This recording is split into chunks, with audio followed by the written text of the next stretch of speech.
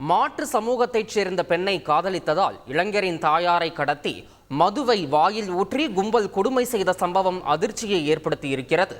தருமபுரி மாவட்டம் கீழ்மொரப்பூர் பகுதியைச் சேர்ந்த இளைஞர் சுரேந்தர் அதே பகுதியைச் சேர்ந்த பவித்ரா என்ற பெண்ணை பள்ளி பருவத்தில் இருந்தே காதலித்து வந்திருக்கிறார். இதில் சுரேந்தர் மாற்று சமூகத்தைச் சேர்ந்தவர் என்பதால் இந்த காதலுக்கு பவித்ராவின் உறவினர்கள் எதிர்ப்பு தெரிவித்திருக்கின்றனர். இந்நிலையில் சுரேந்தரும் பவித்ராவும் வீட்டை விட்டு சென்றதாக கூறப்படுகிறது.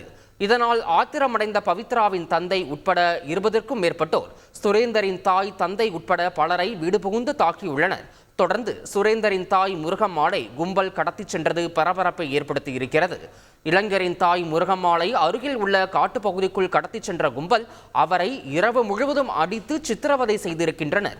தொடர்ந்து விடியற்காலையில் பெண்ணை நடு ரோட்டில் விட்டு அனைவரும் தப்பிச் சென்றதாக கூறப்படுகிறது.